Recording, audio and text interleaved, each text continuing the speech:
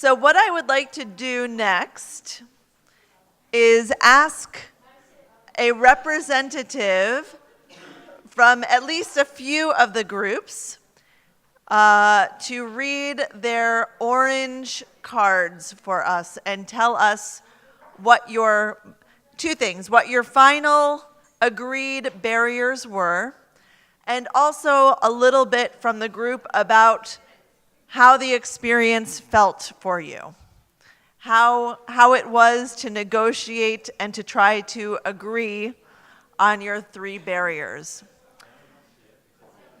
So can we have a volunteer group to go first? And Rana has a mic. I think I'm going to read the orange ones. Yes. Yes. Read the orange ones and also talk a little bit about the experience, how it was for your group. It's the orange ones are inadequate capacity for increasing number of demands. The first one, the barrier of the problems with registration. The second barrier we thought, and the third barrier is communication and cultural problems. In fact, we saw that the 2 groups are similar to each other. They thought the same things, so it's a little bit easy negotiation, I think. We don't have any problem for decide these 3 barriers. So it was a simple for us. The barrier things, but the experience is so useful and helpful for us. And for this subject, I thought that this is the main problems in this subject, in this topic. So we thought the same things, and I hope that, or I expect that the other groups will participate or share the same topics with us too. Thank you. Thank you. Let's see. What group would like to go next? Maybe should we go with, the group that seemed to have an opposite experience to the clear consensus. I don't know how I'm going to defend the other side, so okay. Okay, let's see. I'm going from up down or bottom up? Just the orange. Just the orange, okay. Or if you need to bring in, because I know your group Okay. had a dispute, you might need to bring in some of your pinks. Yeah, we just lost our most important, which was language and culture. The other groups had language, and we wanted to add culture because it's not exactly the same thing. Yeah, right. So language and culture was very easy for us. The rest wasn't so easy because initially my partner and I could agree on something like resources and that we needed, yes, green one, well, I can't find it now. Economics and policy making, something like that. But then with our other partners, we decided, okay, we can put that under resources in general. But then the next group convinced us that it maybe policy making and inconsistencies and things changing in the middle might be very important. So we changed over there. And then we all kind of agreed that because the problem is so huge that we need a public health oversight just to plan. And the fact that we don't have something like that, one grand organization, is one of the main barriers. And I should share that this experience was interesting for us because we had suggestions for arm wrestling, voting, and one more. There was another one. Don't let me talk, I'll overwhelm you kind of thing. So it was an interesting experience. Thanks. Thank you so much. Great. Very good. Can we hear from another group? Great.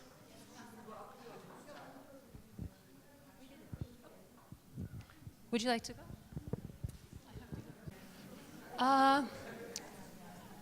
We came up with three problems. The first one was language barrier. I think we all agreed there was a problem there. Second one was constantly moving community. We agreed also on this as well. Third one has been a bit problematic because we discussed the methodology rather than the area, because we thought whether it should be a specific one or a wider problem, because it's about a local healthcare system and its existing problems. So should we specify something, or should we just say this? So we had a discussion on this, and then ended up saying complex and disorganized procedures at healthcare institutions for refugee care. I think we didn't have much trouble, because I think I had my team with me, my trainees, so they had to agree with me. I didn't have any problems in convincing them. The other group challenged us a bit, but I think we managed to come with some suggestions. Thank you. Thank you. So we can see some of the other power dynamics at work within that group. Maybe we can do, okay, great. We've got our next group, great. Okay. I think we had the largest group. I think we actually had 8 more people in our group than anyone else. So we came up with, unsurprisingly, cultural and language barriers was one. The second was a shortage of appropriately trained health workers and managers, or health workforce. And then the third was a lack of accessibility to necessary information or data. So an observation is that each one of these is a kind of combination of ideas that went together sometimes very easily and sometimes less elegantly. So for example, this little sticky here, lack of accessibility to necessary information or data, represents one group of people who were talking about a barrier from the community perspective, so that refugees might not know what their rights are or where to get services or what services are available, as well as the lack of things like epidemiologic data or policy data. So we weren't entirely sure whether it was acceptable to put all of that onto one card. And similarly, the card that says shortage of appropriately trained health workers and managers represents many sort of stickies down here that spoke to issues around cultural competence, language skills, integration of Syrian health workers. And so we definitely distilled the information, but I think we didn't have enough time, and because we were a very large group, I don't think anyone was 100% comfortable with the way this was crafted. I think our group might have been a little large. And just another observation about the process is that because we were rushed for time and very large, I didn't feel in our final discussion that everyone had time to be heard.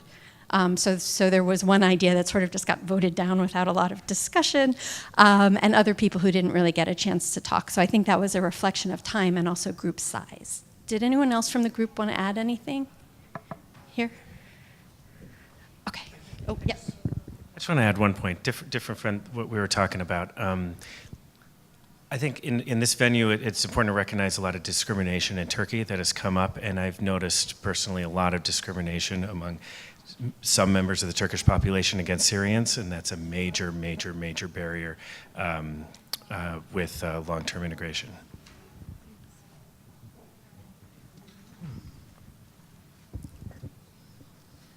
Somebody from this group?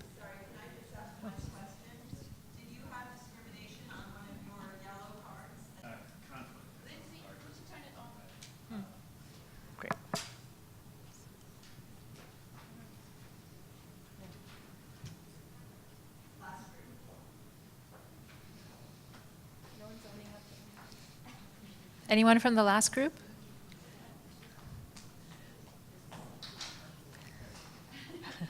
Birisi çıktı. Thank you.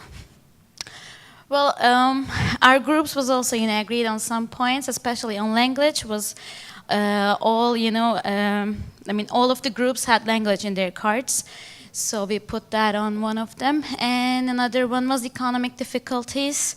The two groups, we had the economic difficulties in one group, and in the other group, we had that under the name of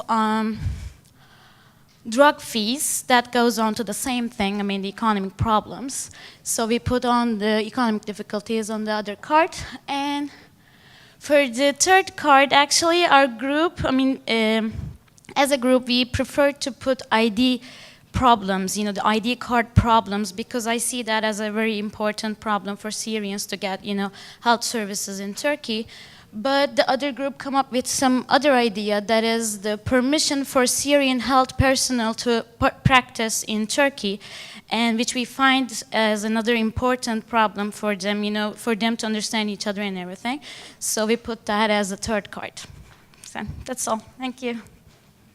Great, thank you all. I think a lot of what I was hoping to emphasize very handily came out in your observations and discussions.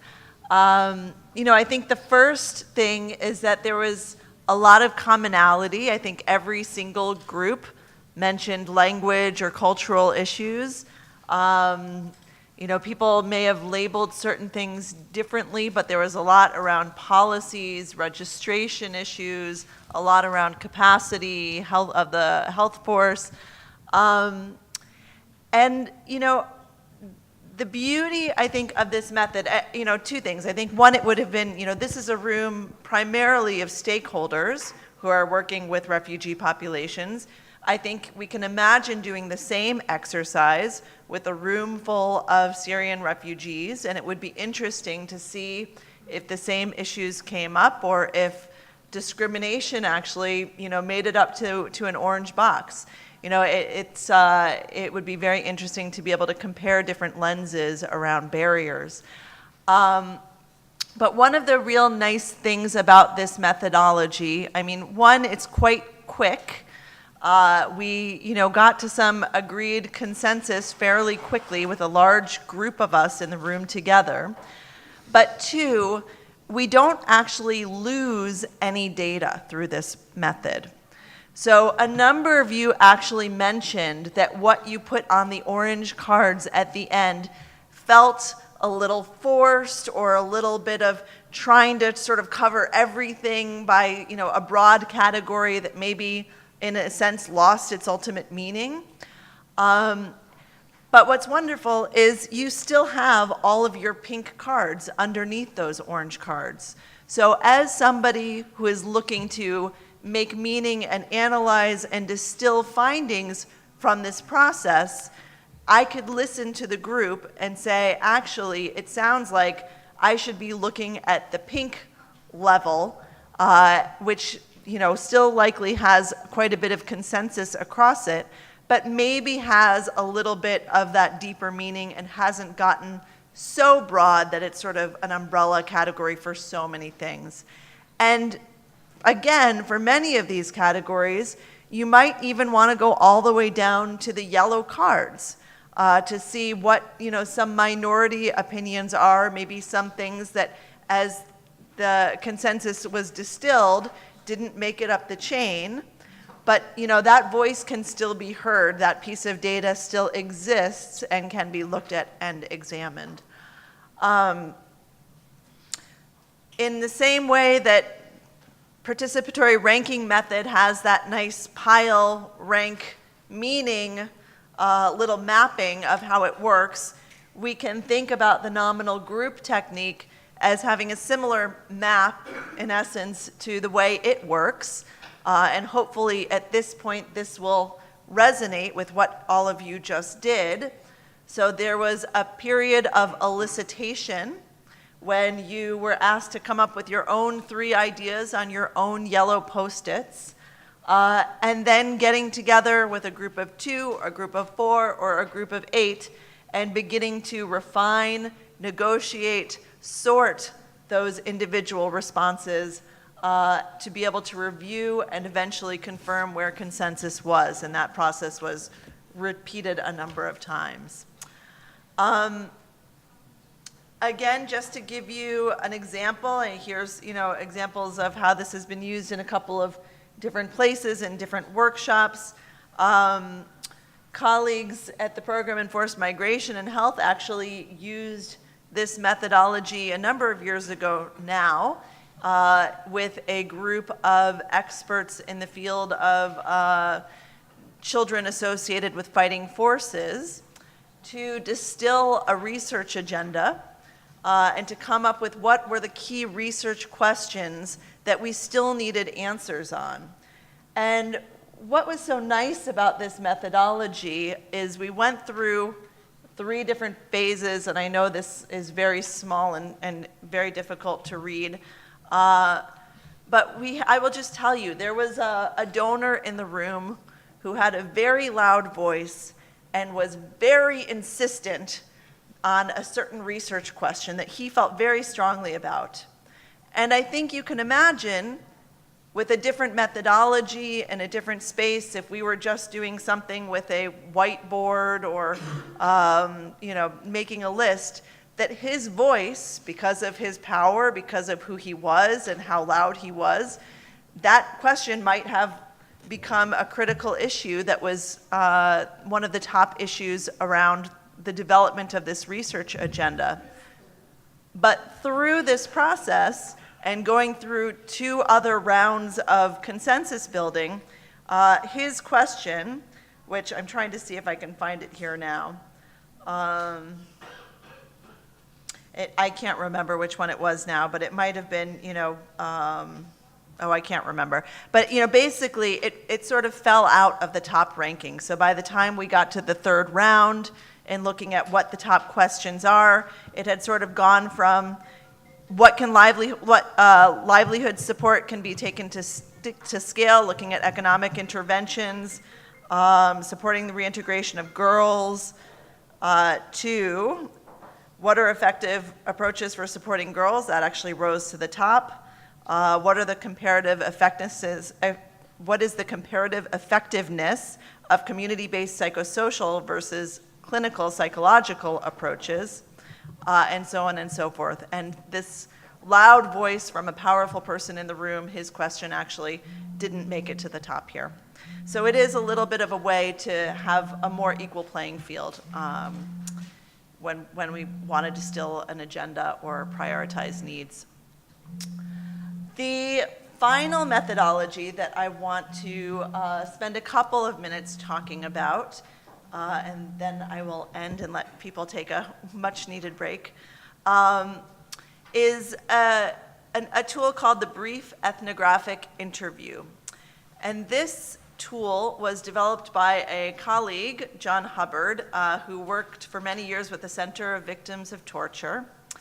And it is a quite rapid methodology that can be used systematically. You can actually use a systematic sample to generate specific criteria, again, based on a framing question. And that brief interview framed around this question can generate data similar to the kinds of data that you all just generated, and then can be analyzed in a number of different ways for a number of different purposes. So the information can be used as general assessment information, again, to understand conceptualization and prioritization of needs. Depending on the framing question, it can actually be used to develop scales or indices around well-being or other issues. So I'm going to share a few examples of how this methodology has been used in a couple of different settings, and then give you guys a very quick opportunity to do this yourselves. In 3 different settings, we basically asked, what is resilience, or what does a well child look like in this case, the occupied Palestinian territories? And in Palestine, what we learned through this methodology was that a well child meant that it was a child where parents were active in that child's life. where parents actually structured their children's time with after-school activities and during breaks, that children were active in extracurricular activities, and that children had friendships. When we did the same exercise in Aceh, following the tsunami, this is what a well child looked like in that context. A child who was religious and went to mosque regularly and prayed and followed the rules. An obedient child who was well behaved and did not talk back to parents. A child who did well in school. And there was something around having an intergenerational concern where a child was expected to care about and eventually take care of their elders. And finally, when we did the same exercise in Gulu in northern Uganda, in that setting, a well child was playful and socially active, was interested in school, had a positive attitude and was happy, was respectful and nonviolent, and was responsible and hardworking and physically healthy. So you can see there are three different contexts and three relatively different constructions of what it means to be a well child. So now I just want to take a couple of minutes to give you guys an opportunity. We just talked a lot about barriers, but I want each of you to spend just a few minutes on a piece of paper, and I'm sorry, we should have translated this one too. Here is the question. It would be very helpful to know what characteristics contribute to successful service delivery to refugees here in Turkey. So I want you to think of an actual clinic or an actual NGO that you know that is successfully providing services to refugees here. I don't want to know the name of the clinic or the NGO, and it does not have to be the best clinic or NGO working on these issues, but just one that you think is making a positive contribution. And then I want you to, on a piece of paper, write down 4 characteristics or 4 reasons why you think that NGO or that clinic is able to be successful. What is it about that NGO or that clinic that is allowing them to work well and to successfully serve refugees? So I'm going to give you 2 minutes to do that.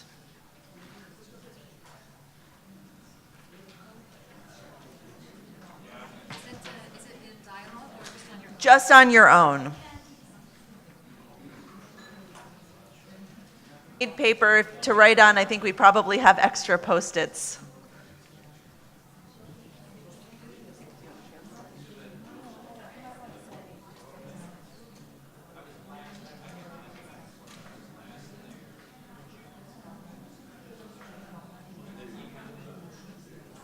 Do people need me to repeat the instructions? Would that be helpful? Yeah. So I want you to think of a clinic or an NGO here in Turkey that you think is doing a good job. And I want you to think, what are the reasons? What is it about that clinic or about that NGO that is allowing them to successfully support refugee health or refugee well-being? What is it about that agency that is allowing them to be successful? And write down about 4 reasons. Is that clear? And if you're still confused, I'll let Rana say it in Turkish.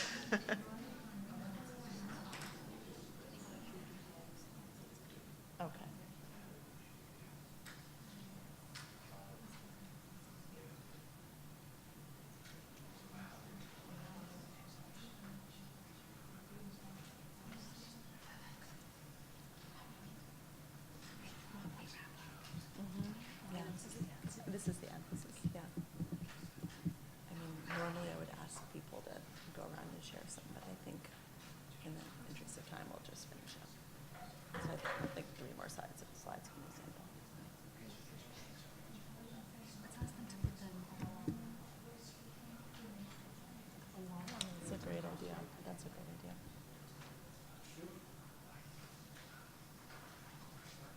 so that we can get you to a coffee break soon, if you can write them on Post-its, and we have extra Post-its, and then post them on the back wall, let's just do that. So as you write them, just hold on to them for now, and then on your way to the coffee break, I have 3 more slides, I think. We'll ask you to post them all on that back wall so that we can all see what each other has written.